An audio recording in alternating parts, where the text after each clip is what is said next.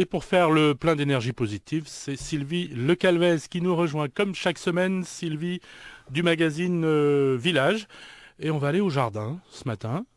Sylvie, on part en Loire-Atlantique, à Herbignac, dans un jardin partagé. C'est quoi un jardin partagé? C'est ça, quand il y a quelques éclaircies, Francis, nous partons au jardin, on profite du beau temps du printemps et on va dans un jardin partagé à Herbignac qui a été créé il y a 6 ans, qui s'appelle le Clos du Poivre. Alors Herbignac, effectivement, Loire-Atlantique, c'est une initiative communale en milieu rural. Alors on pense jardin partagé souvent en ville ou en périurbain. Où il n'y a pas beaucoup de terrain, où il y a Voilà, pas... mais on se dit, il faut que les gens aient un petit terrain. Et Parce là, que c'est c'est la bien. campagne, et Et là, ça marche. c'est en pleine campagne et ça marche depuis 6 ans.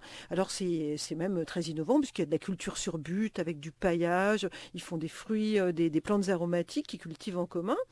Ils font même du bois broyé pour amender le sol, pour nourrir le sol. Ce sont les habitants du village, non? Oui, et le bois broyé il est même fourni par les agriculteurs du coin, donc comme quoi tout le monde contribue à l'aventure, et puis récupère aussi des palettes pour faire les tours du jardin. Mais c'est vrai qu'un jardin partagé, c'est surtout un lieu de rencontre, un lieu où on apprend la nature à ses enfants, on s'échange des tuyaux, des recettes sur comment cuisiner, et ça marche effectivement très très bien. Ça a été lancé par la commune. Ça a été lancé par la commune, notamment aussi l'idée. Le terrain aussi qui a été mis à disposition par la commune, ce qui est quand même un acte volontaire. Pour arriver à avoir un petit budget quand même pour démarrer, les habitants ont vendu le bois du défrichage du terrain, parce qu'il y avait un petit peu de bois dessus, 400 euros, c'était quand même substantiel. Il y a eu une aide du département, 2500 euros, qui a permis d'acheter les premiers plans et puis tous les outils. Et le budget annuel de fonctionnement, c'est presque rien, puisque c'est 700 euros par an. Et 25 à 35 adhérents selon les années, c'est ça? C'est ça, 25-35 adhérents, donc ça marche très très bien.